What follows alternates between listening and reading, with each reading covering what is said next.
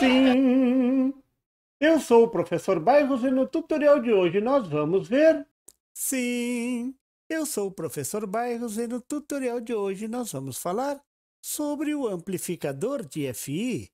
Nesse tutorial um pouco diferente, onde mais se parece uma live, sim, o professor Bairros já está treinando para suas próximas lives. As lives que vão ser feitas todas as segundas-feiras, começando ali entre 19h30, 20 horas e se estendendo noite adentro, não é mesmo? Brincando com a eletrônica até o cantar do galo. Mas no tutorial de hoje eu vou falar sobre essas bobininhas, a bobina de FI. E isso porque foi uma pergunta feita pelo Cristiano Alessandro. Ele me mandou uma questão, diz ele que foi lá no sótão, fez uma limpeza e tirou um rádio muito antigo, tirou toda aquela poeira de cima daquele rádio, estava todo empoeirado, e viu aquelas bobinas diferentes. E ele sabia que são chamadas bobinas de FI. Eu não sei se o radinho que ele tirou era um radinho a válvula ou um radinho de pilha. Os dois têm a bobina de FI. Nos rádios, as válvulas são bobinas enormes, né? São umas caixinhas assim, ó, de alumínio, onde aqui em cima tem uma espécie de parafuso.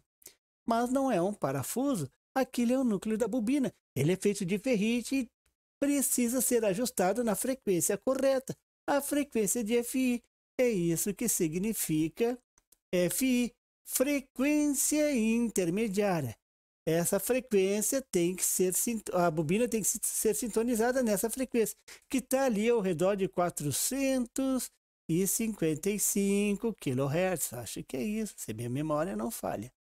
Então, para que serve? Por que elas existem no rádio?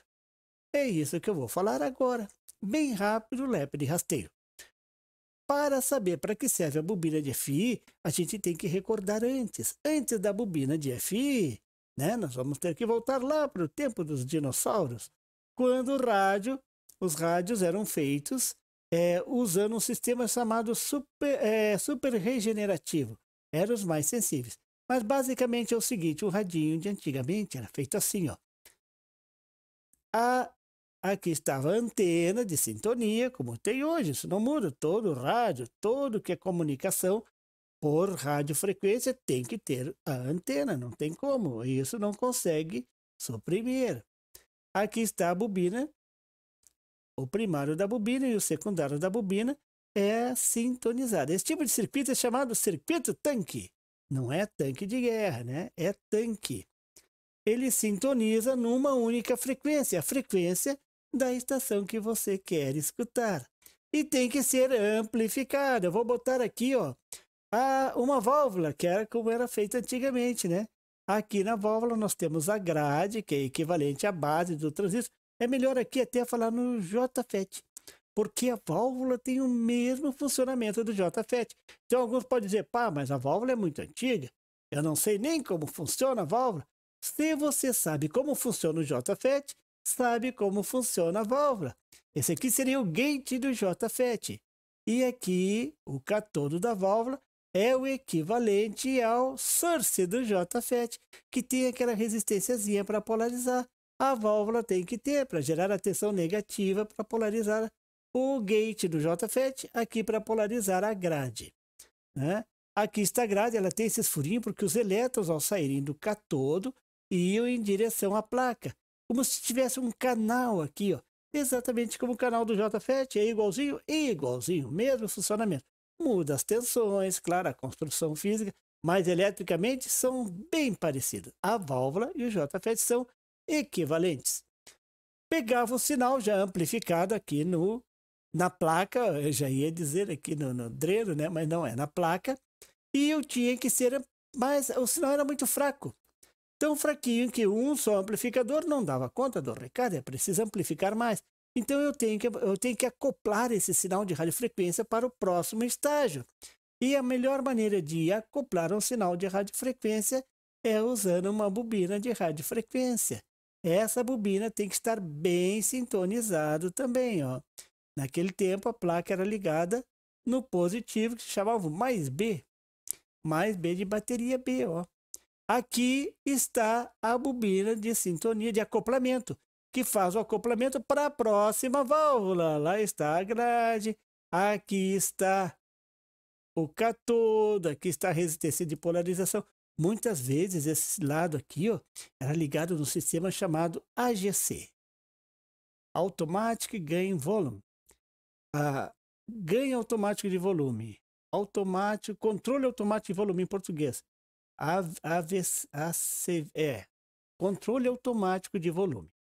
E o que acontece, ó?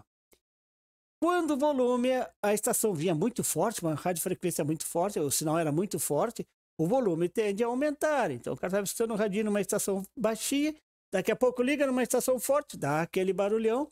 Isso é ruim. Então, os rádios tinham esse sistema. Se o sinal chegava muito forte, eles diminuíam o ganho da válvula, né? Ainda tem, todo radinho tem isso, controle automático de volume.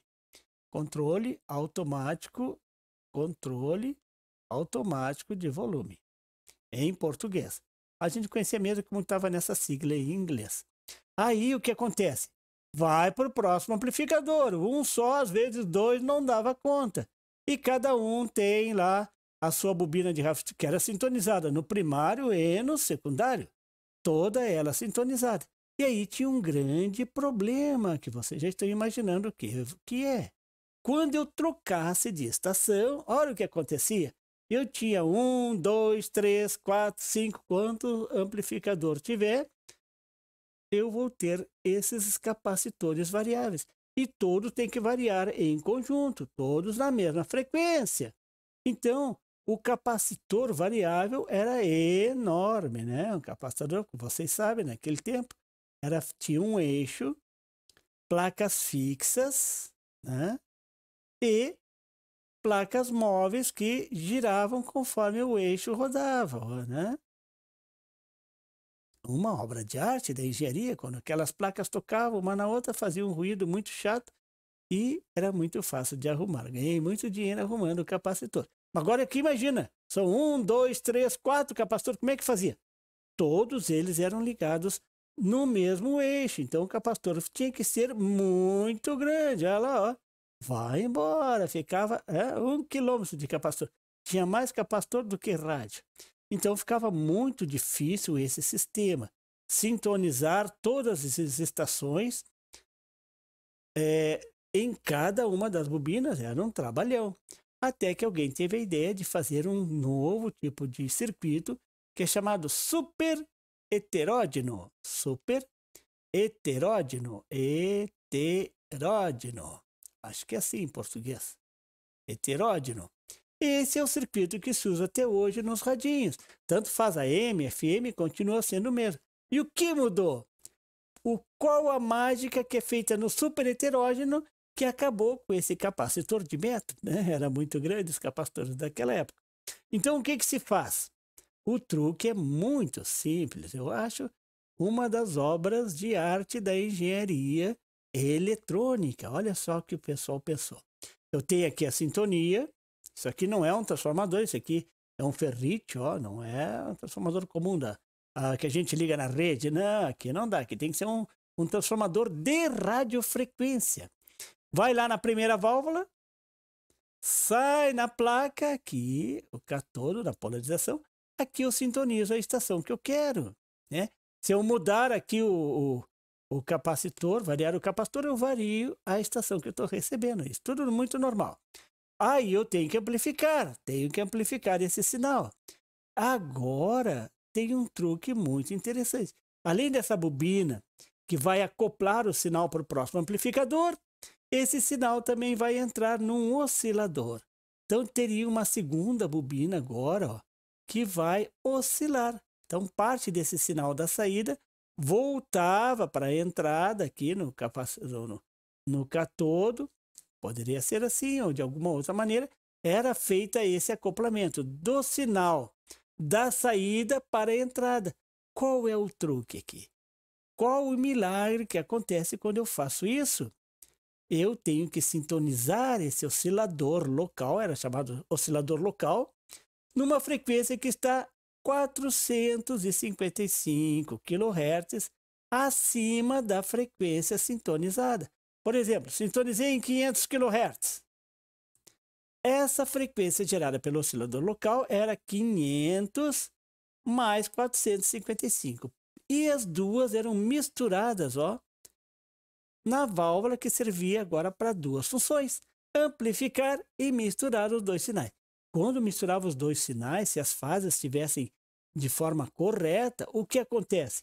Havia uma subtração da frequência de sintonia do 500 e sobrava então na placa somente o 455 kHz.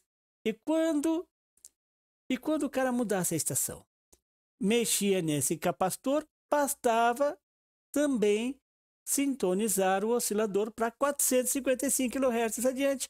Então os capacitores tinham somente dois tandem, né? Eram dois capacitores em um. Já mudou muito, né? Naquele sistema antigo eram 20 capacitores, agora são só dois. Então era assim que funcionava. É assim que funciona o super heterógeno. Qual é a vantagem? Como eu tenho a frequência fixa, como é que é essa frequência?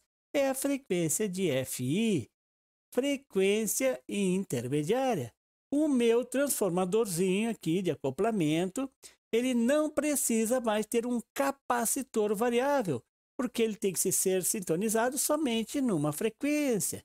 Então, para acertar, porque ninguém consegue fazer a bobina com a precisão, né? Sempre a mesma coisa, tinha que fazer um pequeno ajuste. Para fazer esse ajuste, então, o ferrite do núcleo é deslocado. Vocês sabem, variando o ferrite no núcleo dessa bobininha, eu conseguia variar a indutância. E aí esse circuito tanque, esse circuito LC, se ajustava na frequência correta. Então, lá na oficina, naquele tempo, e ainda hoje tem, o cara tem um gerador de 455 kHz só para sintonizar as bobinas de FI. Botava o gerador na entrada, pegava o sinal no primeiro amplificador e ia escutando, ajustava a bobina para que desse o maior ganho possível, o maior volume possível. E o cara não tinha um gerador desse, sintonizava numa estação, ia lá na bobininha e girava um pouquinho até que o volume do rádio desse o maior possível. O certo era usar lá o gerador, mas nem todo mundo tinha dinheiro para comprar gerador. Eu não tinha, por exemplo, quando comecei, então ia só no ouvido, né? Dava uma mexidinha ali na bobina de FI.